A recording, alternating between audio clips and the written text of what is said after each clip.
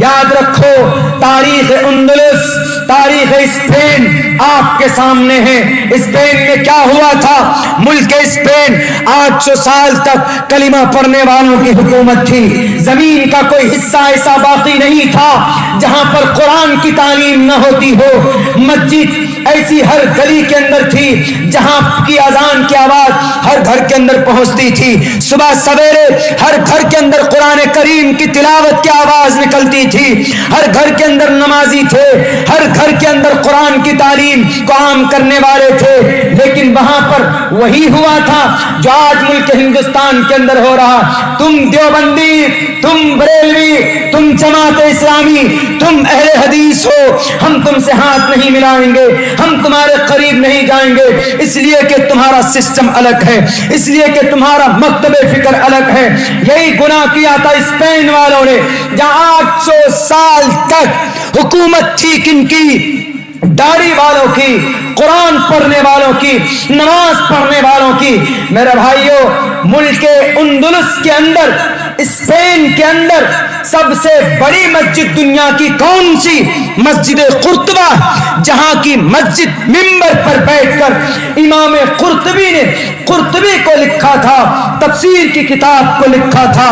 لیکن آج اس منبر پر چرچ بنا دیا گیا، مورتی رکھی گئی، اسٹیچو رکھی گئی. کیوں؟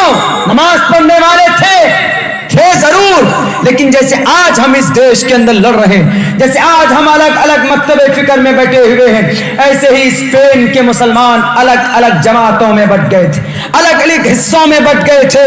تو اللہ تبارک و تعالیٰ نے ان کو، ان کے اوپر ظالم بادشاہ کو مسلط کیا، تاتاری کو. وہ تاتاری جو اتنا بڑا ظالم بادشاہ تھا، جو انسانوں کی کھوپڑیوں سے مینارہ تیار کرتا تھا، اس نے اندلس کے اندر نام و نشان کلمہ پڑھنے والوں کا مٹا دیا. نماز پڑھنے والوں کو چن چن کر مارا گیا، CAA نافذ کیا گیا، NRC وہاں پر نافذ کیا گیا، اور کروڑوں مسلمانوں کو گاجر مولی کی طرح کاٹ کر ان کا نام و نشان مٹا دیا. آج اندلس کے اندر کلمہ پڑھنے والوں کا کوئی بھی وجود نہیں ملتا. وہی غلطی کی تھی جو آج اس ملک کے اندر ہم مسلمانوں کے کچھ لیڈران کر رہے ہیں. دیوبندی ہیں، بریلوی ہیں، اہل حدیث ہیں، وہ اپنی جگہ پر اپنی اپنی تحقیق کے مطابق ٹھیک ہے کریں. وہ اگر جو آدمی مطمئن ہے مسلک اہل حدیث سے تو اپنے حساب سے کرے.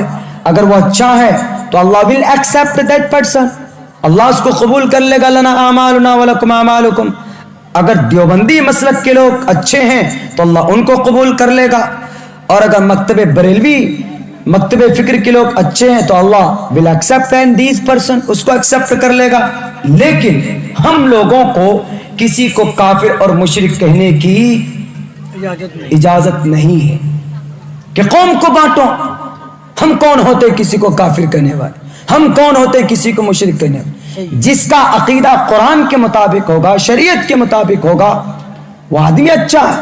اور جس کا عقیدہ قرآن و حدیث کے خلاف ہوگا وہ خود بخود اللہ کی نظر میں مجرم ہے، خود بخود مجرم بن جائے گا.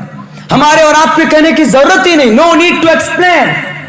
What is need to make the partition between the all ummah. What is it? میرے بھائیوں، ہم جس مذہب سے بلانگ کرتے ہیں، اس مذہب کے انتم مہرشی محمد علیہ الصلوۃ والسلام اور آپ علیہ السلام نے، ہم لوگ تو ٹریڈیشنلسٹ مسلمان، روایتی مسلمان. میں عبداللہ بن قمر الہدا بن ولی محمد، ہمارے دادا بھی مسلمان تو ابا بھی مسلمان، ہم بھی مسلمان. ہم نے کوئی قربانی نہیں دی اسلام کو قبول کرنے میں. ہمارے دادا ابا نے کوئی قربانی نہیں دی، ہمارے دادا نے کوئی قربانی نہیں دی. تو ہم لوگوں کو تو اہمیت ہے ہی نہیں کہ کیا دقتیں اور کیا اسلام کس کو کہتے ہیں. آپ پوچھو ان لوگوں سے، ان صحابہ سے جنہوں نے 3 سال تک روٹی کی شکل نہیں دیکھی تھی. 3 سال تک، 2 مہینے تک جن کے چولہے نہیں جلتے تھے ان سے پوچھو، اس نبی سے جا کر پوچھو جن کو بھوک لگ جاتی تھی تو اپنے بھوک کو برداشت کرنے کے لیے پیٹ پہ پتھر باندھ لیتے تھے، ان سے جا کے پوچھو کہ واٹ از اسلام، اسلام کس کو کہتے ہیں، شریعت کس کا نام ہے۔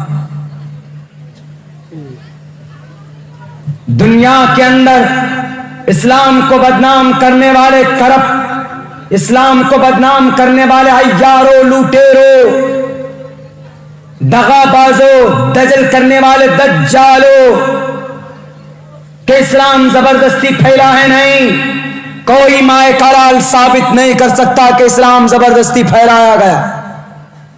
اسلام کا پرچار تلوار کے آدھار پر نہیں کیا گیا۔ آپ اٹھائیے محمد الرسول اللہ۔ آج کچھ لوگ جیسے ہمارے موہن بھاگوت جی اور ہمارے اتر پردیش کے لال بجکر بولتے ہیں کہ ہندوستان کے اندر جو مسلمان ہیں ان کے باپ دادا اصل میں ہندو تھے، زبردستی ان کے باپ داداؤں کو کلمہ پڑھایا۔ لال بجکر صاحب، اگر آپ کو گیان ہے تو عبداللہ سالم کا یہ چیلنج قبول کرو۔ آپ کے اس ملک کے اندر، بھارت کی اس پرتھوی کے اندر، اس دھرتی پہ کسی بھی مسلمان، کسی بھی ہندو کے گردن پر تلوار رکھ کر اسلام کا کلمہ نہیں پڑھایا گیا، بلکہ اسلام کے اندر ہے ہی اتنی اچھائی کہ لوگ مجبور ہو جاتے تھے کلمہ پڑھنے کے لیے۔ اس وقت کو یاد کرو جب ایک یہودی بچہ، اس کی ماں نے کہا بیٹے سے کہ بیٹا جاؤ اپنے چچا کے پاس ایک چادر لے کر آؤ، میرے سر کے بال کھلے ہوئے۔ وہ یہودی تھے، جوڈائزم تھے۔ اس ماں نے کہا بچے سے، بچہ گیا چچا کے پاس، اس کے چچا نے کہا، اس کے انکل نے کہا why did you come here، کیوں آئے ہو؟ انہوں نے کہا کہ میری امی کو ایک کپڑے کی ضرورت ہے، مجھے دے دیا جائے۔ تو پتہ ہے اس انکل نے کیا کہا کہ نہیں، کوئی چادر نہیں، کوئی کپڑا نہیں، جاؤ ہٹو یہاں سے، تمہارا باپ میرا بڑا بھائی تھا، مر گیا، چلا گیا، اس کی موت کے ساتھ ساتھ اس کے حصے دفن ہو گئے، اب ان کا کوئی بھی حصہ ہمارے پاس موجود نہیں، جاؤ تم یہاں سے، ہم نہیں دینے والے تمہیں کچھ۔ وہ بچہ روتا ہوا اپنی ماں کے پاس آیا، کان کھول کر سننا، اس